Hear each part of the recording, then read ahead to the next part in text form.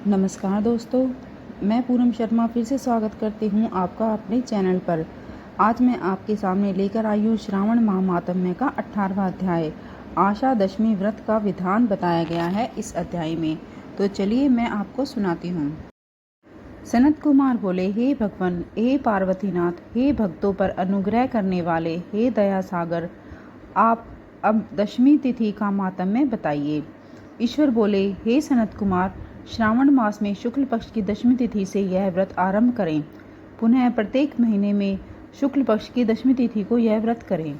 इस प्रकार 12 महीनों में इस उत्तम व्रत को करके बाद में श्रावण में शुक्ल पक्ष की दशमी तिथि पर इसका उद्यापन करें।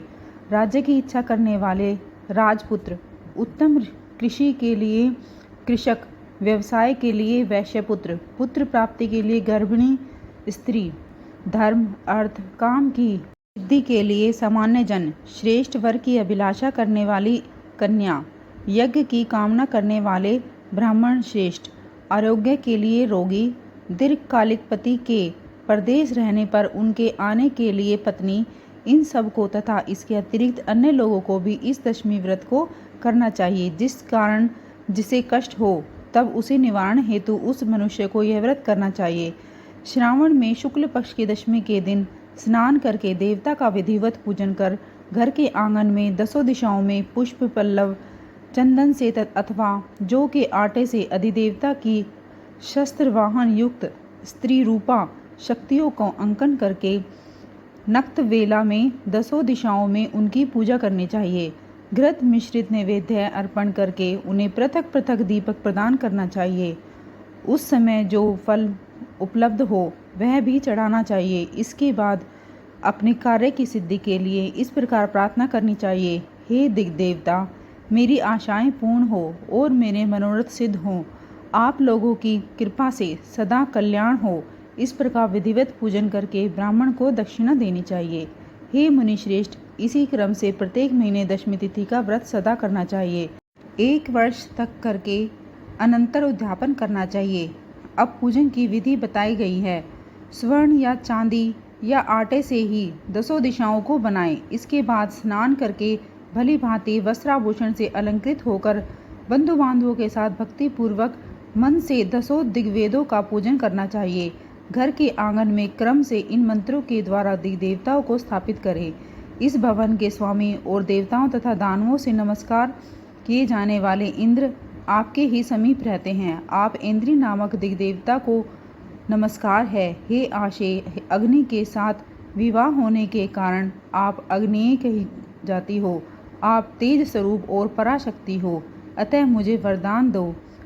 आपका ही आश्रय लेकर वे धर्मराज सभी लोगों को दंडित करते हैं, इसलिए आप संयमनी नाम वाली हो।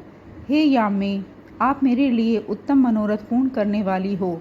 हाथ में खड्ग धारण किए हुए मृत्यु देवता आपका ही आश्रय ग्रहण करते हैं, अतः आप निरक्त रूपा हो। आप मेरी आशा को पूर्ण कीजिए। हे वारुणी, समस्त भुवनों के आधार पर तथा जल जीवों के स्वामिनी वरुण देव आप में निवास करते हैं, अतः मेरे कार्य तथा धर्म की पूर्णता के लिए आप तत्पर हो जाएं। आप जगत के आदि रूप वायु देव के अधिष्ठित हैं और इसलिए आप वाव्या हैं। हे वाव्य, आप मेरे घर में नित्य शांति प्रदान करें। आप धन के स्वामी कुबेर के साथ अधिष्ठित हैं, अतः आप इस लोक में उत्तरा नामक से विख्यात हैं। हमें शीघ्र ही मनोरथ प्रदान करने के लिए आप निरुत्तर हो। हे ईशानी, आप जगत के स्वामी शंभु के साथ सुशोभित हो। हे शुभे, हे देवी, मेरी अभिलाषाओं को पूर्ण कीजिए। आपको नमस्कार है, नमस्कार है।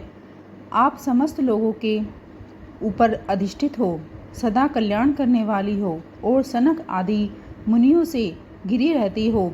आप सदा मेरी रक्षा करें। सभी नक्षत्र ग्रह तारागण तथा जो नक्षत्र माताएं और जो भूत प्रेत तथा विघ्न वाले विनायक हैं, उनकी मेरी भक्ति मन से भक्ति पूर्वक पूजा की है।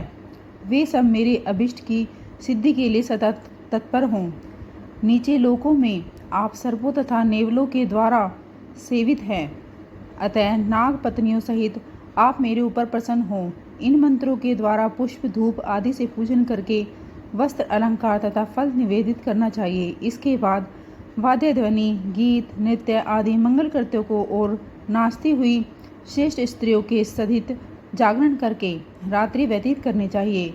कुमकुम, अक्षत, तांबुल, दान, मान आदि के द्वारा भक्तिपूर्वक मन से उस रात्रि को सुखपूर्वक व्यतीत करके प्रातःकाल प्रतिमाओं की पूजा करके ब्राह्मणों को प्रदान करनी चाहिए।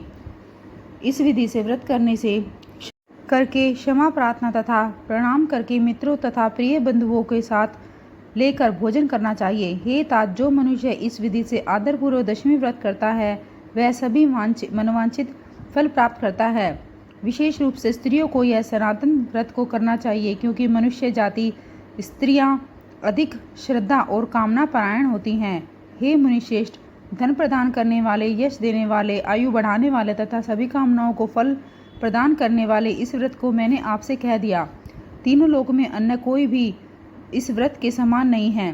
हे ब्रह्मपुत्रों में श्रेष्ठ, वांछित फल की कामना करने वाले जो मनुष्य दशमी तिथि को दसों दिशाओं की सदा पूजा करते हैं, उनके हृदय में स्थित सभी बड़ी बड़ी कामनाओं को वे दिशाएं फलीभूत कर देती हैं, और इसमें अधिक कहने से क्या प्रयोजन है। हे सनत कुमार, यह व्रत मोक्षदायक है और इसमें संदेह नहीं करना चाहिए। इस व्रत के समान न कोई व्रत है और ना तो होगा। इस प्रकार श्री स्कंद पुराण के अंतर्गत ईश्वर सनत कुमार संवाद में श्रावण मास महात्म्य में आशा दशमी व्रत कथन नामक 18वां अध्याय पूर्ण हुआ। मिलते हैं आपसे अगले अध्याय में, तब तक के लिए हर हर महादेव। महादेव पार्वती सहित आपकी सारी इच्छा पूरी करें।